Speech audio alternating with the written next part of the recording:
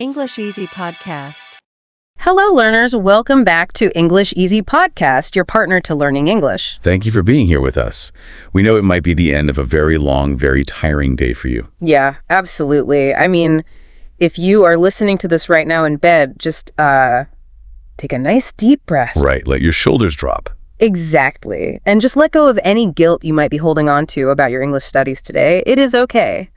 Our mission for this deep dive is just to explore how to build a really simple, peaceful morning routine. Yeah, specifically designed for those of us who are intermediate learners and just, feel completely overwhelmed by those massive, heavy goals. We want to help you keep just one tiny promise to yourself without all that pressure. But before we get to the calm morning, we have to talk about the night before. Because have you ever noticed how you become this highly disciplined superhero at 11:30 at night? Oh, wow, yes. You are just lying in bed, staring at the ceiling, and you make this ironclad promise to yourself. Right. You tell yourself, tomorrow I am waking up at 5 in the morning. I'm going to run 5 miles, drink a green smoothie, and memorize 100 new English words. Yeah. Before the sun even rises, you just feel invincible. But then, morning actually arrives, and instead of being a superhero, your brain is just so profoundly exhausted. You're basically accidentally putting the milk in the cabinet and the cereal box in the refrigerator. Exactly. And our sources for this deep dive really get into why this happens. They talk about this phenomenon, calling it the trap of the brave night brain. Yeah, night people are very brave because at night, when you are lying perfectly still in the dark, your brain is, it's doing this really clever trick. A trick? What do you mean? Well, it is harvesting this cheap dopamine reward. You get all the chemical satisfaction of being a highly productive, disciplined person just from imagining that perfect tomorrow. Oh, wow. So your prefrontal cortex gets to dream up this massive plan, but your body doesn't actually have to do anything. Right. You don't spend a single ounce of energy executing it. You are just tricking yourself into feeling accomplished. Which is a pretty massive problem for the morning. Because when that alarm clock actually rings, that cheap dopamine is completely gone. It vanishes. And you are faced with the biological reality of cognitive load. Your body is heavy, your mind is just groggy. Yeah, and suddenly that huge list of demands from the night before feels less like a beautiful plan and, well, more like a punishment. Finding a matching pair of socks feels like a major victory, let alone memorizing 100 vocabulary words. Right, which is exactly when the damage happens. We fail to execute those massive plans. Because, of course we do. And the immediate biological and psychological result of that failure is just instant disappointment. Yeah, the guilt arrives so early in the day, it just sits heavy on your chest before you have even brushed your teeth. And the danger of that morning guilt is that it acts as a filter for the rest of your day.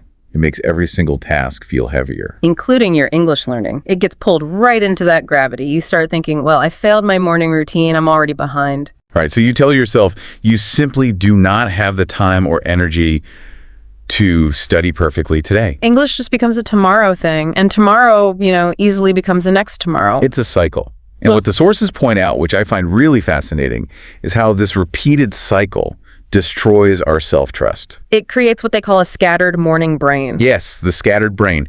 It is like waking up and your brain is a computer trying to boot up with 50 different browser tabs opening all at once. The anxiety is just overwhelming. You are remembering 3 things you forgot to do at work, you're feeling guilty about not running, and worries just arrive without an appointment. And then the system just freezes. Yeah, a frozen system. That is a perfect way to describe it. Because when you're operating with 50 open tabs of guilt and anxiety, your working memory is just entirely consumed. There is literally no processing power left for language acquisition, right?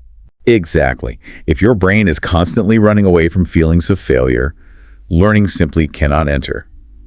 Your nervous system needs to feel a baseline level of safety and calm to absorb something complex like a new language. So if you are struggling with this cycle right now, listening to this, it does not mean you are lazy. No, not at all. It doesn't mean you are unmotivated or lacking character.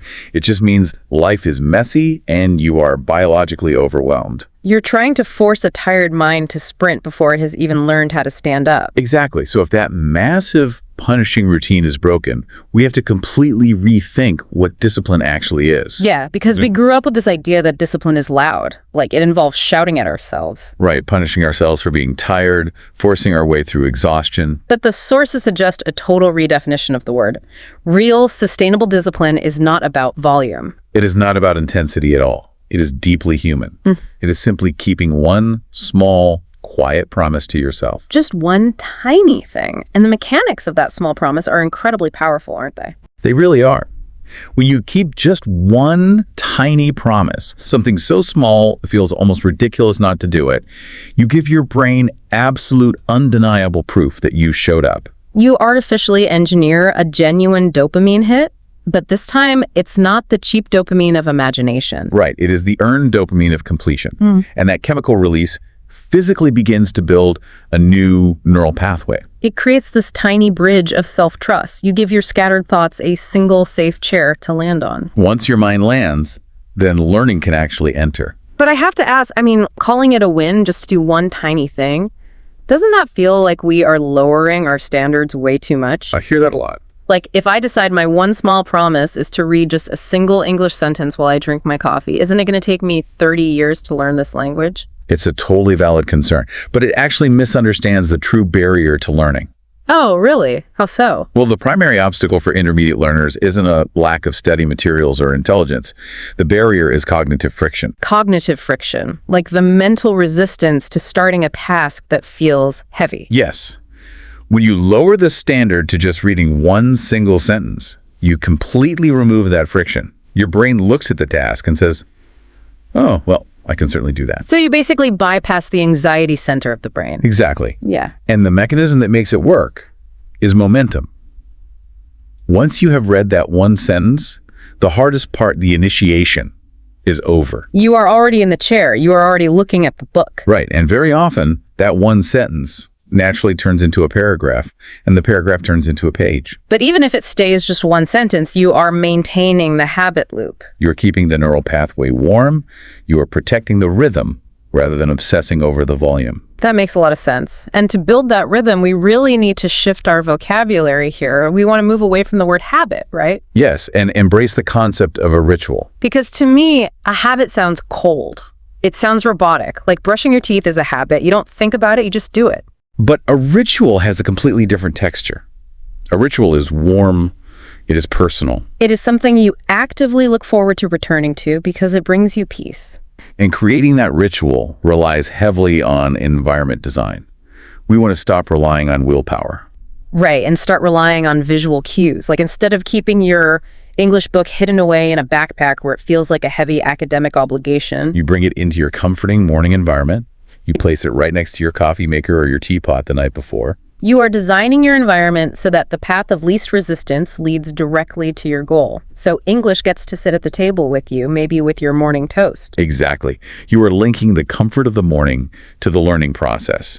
The brain starts to associate the smell of coffee and the quiet of the kitchen with the English language. Which lowers that affective filter, right? That wall of anxiety that blocks language absorption. Yes.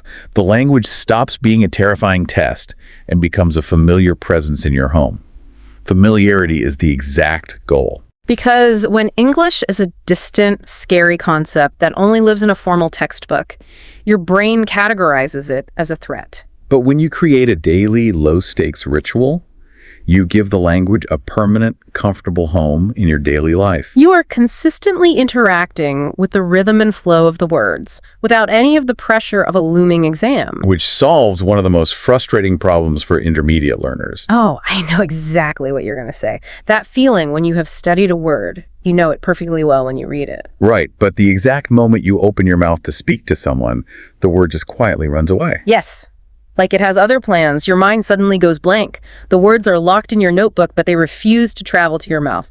That happened because the knowledge is stored, but the retrieval pathway is rusty. The brain has not practiced accessing that information in a relaxed state. But a daily, gentle morning ritual acts as a lubricant for those neural pathways. Because you are touching the language every single day in a state of calm, the brain stops viewing English as an emergency situation. The retrieval pathways become wide, clear roads instead of overgrown paths. The words are waiting for you, ready in your mouth. Because they have become a natural part of your morning architecture. But, let's be completely honest with the reality of being human for a second. Always a good idea. Even if you set up the perfect environment, even if your ritual is just one single sentence with a cup of tea, there will be mornings where it all just falls apart. Oh, absolutely. Life is chaotic. You might be too sick, or the kids might be crying, or you simply hit snooze way too many times. We are going to fail to keep even that tiny promise. Yes, it is inevitable. So how do we cope with that break in the chain without entirely giving up? This is perhaps the most critical skill in the entire learning journey. We have to introduce the concept of cultivating progress. Cultivating, like an agricultural term? Yes, to cultivate means preparing the soil and encouraging growth slowly, with immense patience. You cannot attack a language. Right, you cannot stand over a garden and scream at the seeds to grow faster. Exactly. The growth is happening, but it is entirely invisible at first, occurring deep beneath the surface. But when you miss a day, the instinct is to feel intense guilt. You broke the perfect streak. And the guilt is so uncomfortable that many learners simply avoid their English studies for days or weeks just to avoid feeling that shame. It is that all or nothing mentality. We tell ourselves, well, I messed up my perfect streak on Tuesday. The whole week is ruined. So what is the point of trying again until next Monday, right? Exactly. We let a tiny stumble turn into a massive roadblock. Breaking that specific cycle is what true discipline actually looks like. Real discipline is not the absence of failure. It is the speed of your recovery. The speed of recovery, the ability to come back to the practice without attacking yourself. Yes. When you miss a day or even a week, the most profound thing you can do for your brain is to simply sit down the next morning, open the book, and quietly say, I am still here. I am still learning. Just saying that is a massive win. You don't have to double your study time to punish yourself. No, you just return to the baseline. So if you are lying there right now, listening to this, and feeling heavy because your progress feels slow, or maybe you haven't touched your English materials in a week. Please hear this. You do not need to see the whole road. You don't need a massive, flawless map. You just need to take the next gentle step. Every time you return to the practice after a failure, you are teaching your brain resilience. You are proving that your commitment is stronger than your mistakes. You are quite literally rewiring your brain's response to failure. Instead of a mistake signaling the end of the journey, it just becomes a temporary pause. And by returning to your tiny ritual early in the morning, touching English before the day gets loud, you create a stabilizing force. That small window becomes an anchor. It holds your identity as a learner steady, even when life pulls you in different directions. So, as we slowly wind down our tutoring session tonight, I want us to take everything we just talked about and put it into immediate practice. That sounds perfect. Since the whole point is building a calm, low-pressure ritual, let's actually start one right now. No bright screens, no heavy textbooks. Just you, resting quietly in bed, understanding the mechanisms behind a few beautiful English words we explored tonight. We are going to walk through these core concepts very slowly. I want you to listen to the meaning and understand how it applies to your brain. And if you feel comfortable in your space, softly whisper the words and the sentences out loud with us. Making these words comfortable in your mouth is how we overcome the fear of speaking. Just let the language live in the room with you. Let's begin. Our first word tonight is scattered. Scattered. When your mind is scattered, it feels messy and unfocused. It is pulled in many directions, like a computer with too many open tabs. I want you to softly repeat this sentence out loud. I used to feel scattered in the morning. Take a slow breath. I used to feel scattered in the morning. Notice how recognizing that feeling actually helps reduce it. Our next word is ritual. Ritual. A ritual is very different from a habit. It is a meaningful, special action you return to. It makes you feel safe. Gently whisper this promise. Reading one sentence became my morning ritual. Just nice and easy. Reading one sentence became my morning ritual. Our third word is foundation. Foundation. A foundation is a strong base that supports you. Without a foundation, everything collapses. Your small morning promise gives your day structural integrity. Try saying this softly into the quiet room. This small ritual gives my day a better foundation. Let the words flow easily. This small ritual gives my day a better foundation. Feel the stability in that idea. Our fourth word is cultivate. Cultivate. To cultivate is to grow or develop slowly with care. It is stepping away from force and moving toward patience. Whisper this truth to yourself. I'm trying to cultivate my English slowly. Feel the pressure drop. I'm trying to cultivate my English slowly. It takes the weight off immediately, doesn't it? Our fifth word is anchor. Anchor. An anchor is something that keeps you steady when life is busy. When the storm hits, your anchor stops you from drifting. Say this quietly. My English practice has become an anchor for me. Nice and slow. My English practice has become an anchor for me. And our final word for tonight is rewire. Rewire. To rewire is to change the way your brain thinks by making a new pattern through gentle repetition. Softly repeat our final sentence. Little by little, I am rewiring the way I learn. Let it sink in. Little by little, I am rewiring the way I learn. It is a profound shift in perspective. It really is. To summarize the core of our lesson tonight, your English routine does not need to be perfect. It just needs to be honest. Exactly.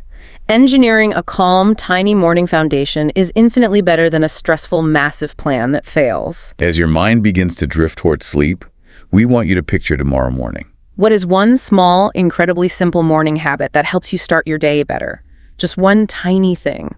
Maybe it is pouring warm water into a mug or taking 3 deep breaths. You don't have to share it with anyone. Just hold that simple, quiet image in your mind. Protect it from that demanding, brave night brain. Let the morning be easy. Let that one tiny action be enough. As you drift off tonight, I want to leave you with a final thought to mull over. Think about how you learned your very first language when you were a small child. You didn't have a massive, stressful morning routine. No, you didn't feel deep guilt if you mispronounced a word either. You didn't have heavy textbooks demanding your attention. You learned simply by letting the language live in your house. You learned through tiny, clumsy daily interactions. It was just a natural part of your environment. Why should learning English as an adult be any different? Tomorrow morning, when you open your eyes, instead of asking yourself what heavy tasks you have to accomplish, ask yourself how you can keep just one tiny, gentle promise to yourself. Invite the language into your home without the pressure. Take care of your English and take care of your heart. Have a very peaceful rest. Good night.